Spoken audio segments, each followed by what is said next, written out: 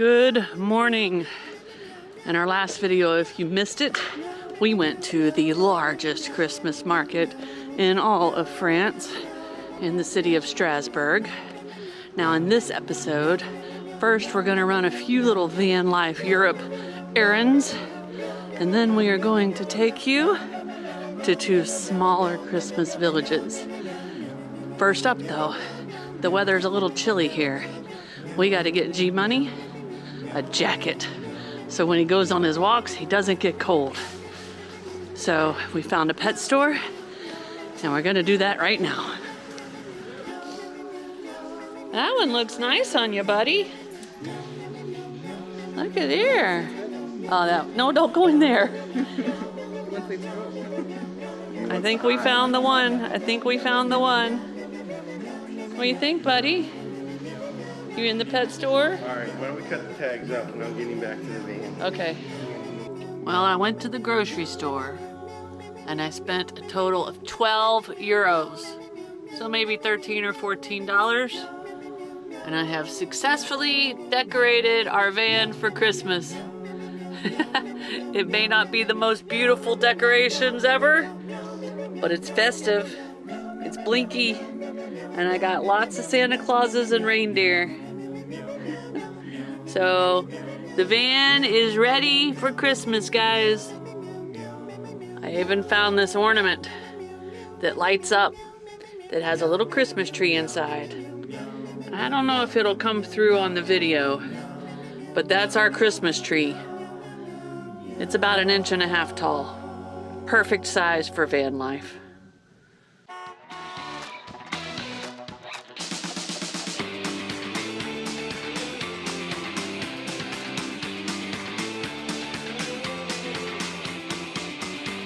Now, early this morning, we left Strasbourg.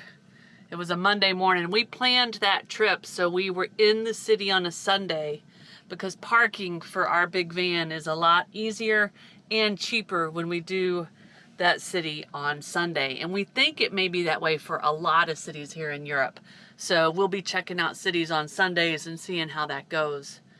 But we left there early, ran some errands, and we came to a little campsite to do some laundry just outside of a town called Oberlin or Oberlane. Tomorrow, we're going to take you down into the town square to this little village to check out this Christmas market. And then once we do that, we have another Christmas market we're going to go to the next day that has some pretty important history to it if you're a fan of the Christmas tree. But we needed a day to rest and get some laundry done. Kurt's back here in the back doing some video editing. Hey guys, Merry Christmas. Yes. So with that, we'll see you guys tomorrow for another French Christmas market. Merry Christmas. All right guys, this is our campground, and as you can see, there are a lot of campers here and some are still showing up. And I've got G out for a walk in the morning. It looks like we have some grapes vines next door. We are in the Alsece region, which is the beautiful wine region of France, and also a place where they have a beautiful tour or route of Christmas villages. And we saw in northern France and in southern Belgium where most of the campgrounds were closed. That is the case over here as well, but there are a few open. And it looks like along here, the ones that are open might be full, which is not our favorite. I'm sure it's good for the company who has it, but the bathrooms were a little backed up. And I should add that they are good bathrooms, good hot showers, clean toilets, good facilities, heated. So everything's good on that note. We have full electricity, dump stations, water, the full amenities. It's $21 a night, including Wi-Fi.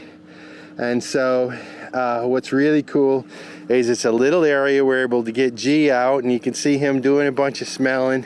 And he's also getting used to his new jacket. He's not sure what to think about that, but for those of you who've ever tried walking cats on the leash, that was a learning process as well. So he'll get it figured out if he wants to come outside, and it's definitely better than him getting too cold. So All right, we have left the campsite that was maybe 10 minutes outside of town. We've come in town to where they have a nice free parking area, even for motorhomes. So this is where we'll be spending the night. Nothing glamorous, but what's nice about it is it's really close to the Obernai, I think that's how you say the name of this village, Christmas markets. So this one seems like it may be more of a daytime market. We're headed down. Maybe we'll get some lunch at this one. Let's go. I think it's Obernai.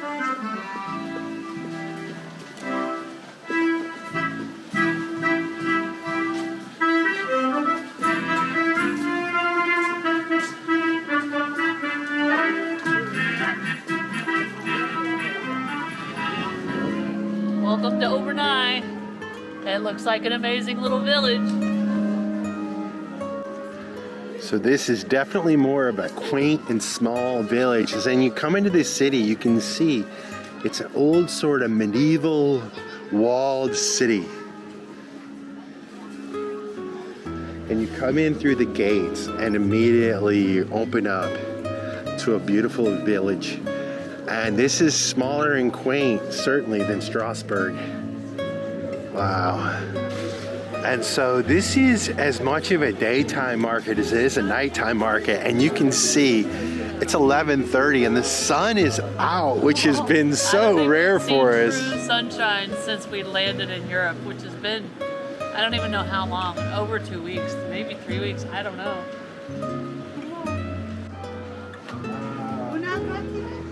Sì, gratine. Oui. Bretzel gratine? Voilà. Vous venez de où, monsieur? Merci beaucoup. Thank you, merci. Voilà. Merci. Merci. Bon Noël. Voilà.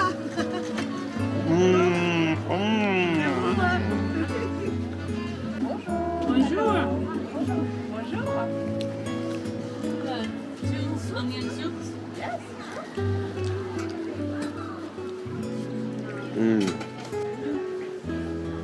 If you never try onion soup, you have to try with emmental.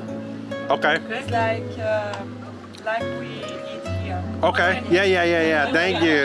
Yeah. I'm sorry, we don't speak No, it's French, okay. so yeah. It's okay. Cheese. Yeah. Croutons. Croutons. Exactly. Funny, Curt, I like those. Where are you from? The United States, Florida. Alright. You're here for Christmas holidays. No, we actually traveled in a van full time. So we just did Mexico, Central America, and all of South America for 4 years. 4 years. And then we just put our van on a ship and brought it here. Oh my God. So With we'll your be there. bag. It's in the parking lot. Oh Yep. my God. Yeah. And Give her we'll the be money, in you have a Europe line. For 3 or 4 years. All right, we got 2 French onion soups here from the market and a pretzel au gratin. It's got cheese and little bits of ham or something. It's so crispy The and pretzel tasty. is delicious. We're about to taste the soup. We'll check back in 1 second. Oh my. I can hear the crouton crunching from here. How's the soup? Oh, it's so good. And the good thing is it warms your hands up. It's a little thick. Thicker than I think we're used to for a French onion soup in the United States. But we are in France. And this is how she said they eat it, with the cheese and the croutons on top. Oui, Oh, bonjour. it's so good. All right, le vin chaud. It's warmed spiced wine, and we are in the wine region. It's got a little kick to it. It's really, really good. But we're just having one, and I'll only have a few sips because you have to try this when you're here. But guys, this is really, really, really good. So as we travel down through here, I think one of the coolest things about these little towns, these little villages, is just how unique they are. and the structures with the wooden beams, and I guess that's some kind of concrete or stucco between them. But they're just beautiful little like medieval villages. And then when they tuck away all this little Christmas themed stuff, all the pine and the warm wine and all the little booths, it just kicks it up a notch. But I gotta tell you, if you're coming through here in the summertime, this place is still unique. And in warm weather, I'm sure they have the wine out here and other delights. But this place is just a beautiful little medieval walled city. It looks like snow is not leaving empty-handed. No, we got 2 little sweet fritter something and others. I think they're called bagnettes. Yeah. Bagnettes. Yeah, I don't know if these have apple in them or not, but this is topped with Nutella. And cinnamon sugar. So we're gonna go to the van and make a big pot of coffee and have a snack. All right, guys, this concludes our daytime tour. Not sure if we'll come back here at night. The temperature is supposed to drop to 19 degrees within the next day or two, and snow is in the forecast tomorrow. When I say snow, I don't mean the snow you know. I'll be there though. I mean the white powdery stuff that makes it dangerous to drive. So anyway, we're excited to see some snow. Hopefully it will. But we're headed back to the van to get warmed up. All right, we're headed back in to see the Obernai Christmas market as the sun starts to set and the twinkle lights start to come on. So we're gonna be able to show you a day versus night on this little Christmas market. But as we walk back in, which one thing I want to tell you is the parking here is amazing. It's only like a 3-minute walk to the downtown little center.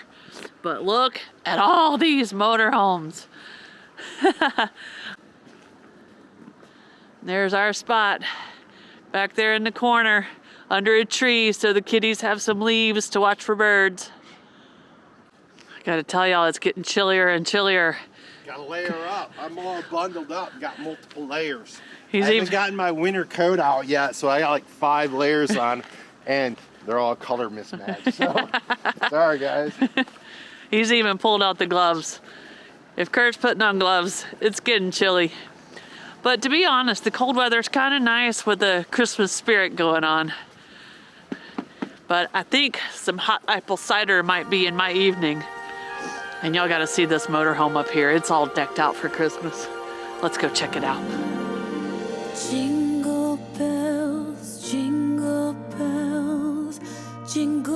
all the way. Oh, what fun it is to ride in a one-horse open sleigh.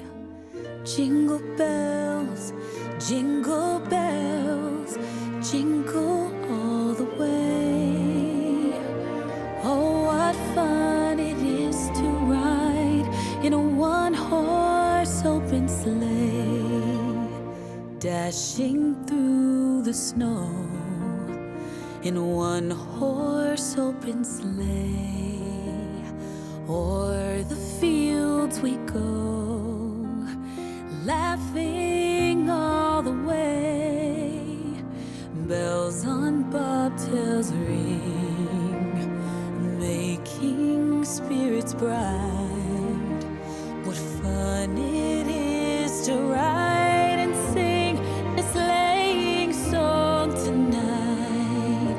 Oh, jingle bells, jingle all the way. Oh, what fun it is to ride in a one-horse open sleigh. Jingle bells, jingle all the way. Oh, what fun it is to ride in a one-horse open sleigh.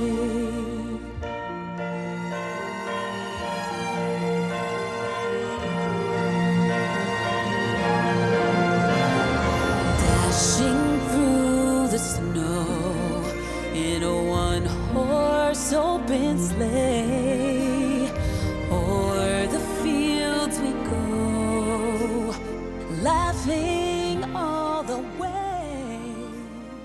We are in our 4th Alsatian village, going to see our 4th Christmas market. This one has some very special history to it, especially if you're like me and you love to decorate a Christmas tree. I'm starting to notice a little theme in this town. There are Christmas trees everywhere. Now I know in a Christmas village you expect to see Christmas trees, but there's a ton of them here, and it's for a very special reason. This town has the first recorded historical event where it's written down and documented the very first time someone decorated a tree for Christmas. So this town is the home of the Christmas tree. And there was no way I was gonna miss going to the place where one of my favorite things was started. So inside this church, they tell the history of how the Christmas tree started and through the centuries to where we are now. It looks like this is the area where the first Christmas trees started to be decorated. They picked these trees because of course they're green in the middle of winter. And it was around, I believe, 1521 that the first time it is recorded of people for the holidays decorating a tree. And they started by hanging apples on their trees. It didn't take long. By the end of the 1500s, there were Christmas trees in every town center in front of every church. They were still decorating them with apples to remind us of the original sin of Adam and Eve, but they had started to add the little communion crackers to start to bring more of the church element into the Christmas tree.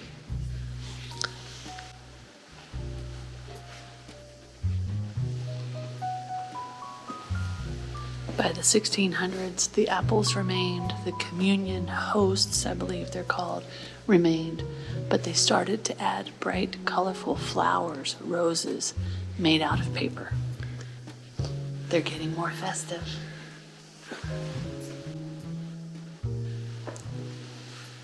In the 1700s, they started to actually create more of an artistic metal type decoration for the trees. And it started to take the shape of stars and such. And all of this is tied back to religious elements throughout this time. But throughout the 1700s, you start to see more and more different elements added to the trees. So towards the end of the 1700s and into the 1800s, a lot of the major religious elements started to disappear from the Christmas trees, and they became more known as being for the children to celebrate Christmas. And at this time, you started to see candy and sweets and gingerbread decorations start to take over the Christmas trees. By the end of the 1800s, the gingerbread and the other treats, the nuts and stuff, were starting to be coated in sugar and chocolate, and they were also printing out pictures of famous people or famous things and sticking them on the sweets, usually using a sugar coating or a chocolate. By the end of the 1800s, in 1870, a war was happening here, and it had ended, and the Alsatians held on to the Christmas tree to kind of help recover from the turmoils of war. And it was said that in every Alsatian household, you would find a Christmas tree. And this is when you started to see angels appear on trees. And people were starting to make ornaments out of small pieces of wood, stars and stuff like that. And some carvings were starting to appear of mangers and things like that. So the Christmas tree was starting to take on a for sure life of its own and was starting to spread all across France. The beginning of the 1900s is when the angel topper appeared. It's when people started to put angels on top of their trees. It's also when they kind of symbolically brought the apple decorations back to the tree, but they did this with little glass balls. So our traditional globe-shaped colorful balls that you see on almost every Christmas tree today started as glass balls to resemble apples, right at the beginning of the 1900s. Throughout the early history of the Christmas tree, from time to time, you'd see people go through spells of putting candles on their tree. But of course, that would usually end in fire. But for centuries, people have wanted to light up their Christmas trees. And in the 60s, and even more so into the 1970s, the Christmas lights arrived. Strands of bright, colorful lights for your Christmas tree. And also, this is when the Christmas tree ornament really, really took shape, and painting them and carving them in all different colors became a thing. So now you know how the Christmas tree was born. After learning all about the history of the Christmas tree, we had to stop in and warm up with 2 cups of coffee. And now we are headed back to the van. Now this Christmas market was definitely very small, only had like 6 little booths, but that's not what this town is about. This town was about the Christmas tree, which makes me incredibly happy because I love a Christmas tree. But with that, guys, I hope you enjoyed these 2 markets and this special holiday video release from us. If you haven't subscribed to our channel, go ahead and do that. Hit the notification bell so you know when we put out new videos. We got a lot of cool stuff coming to you guys from here in Europe. We're headed back to the van to get cozy, snuggle up with our kitties. We'll see you in a few days. Actually, no, we have another special holiday release video. We'll see you guys tomorrow from a really, really cool and supposedly very different Christmas market. Cheers, guys. If you like this video, be sure to subscribe to our channel and hit that notification bell so you guys know when we put out new videos. And don't forget, you can always follow us over on Instagram to see what's going on in between videos. Cheers, guys.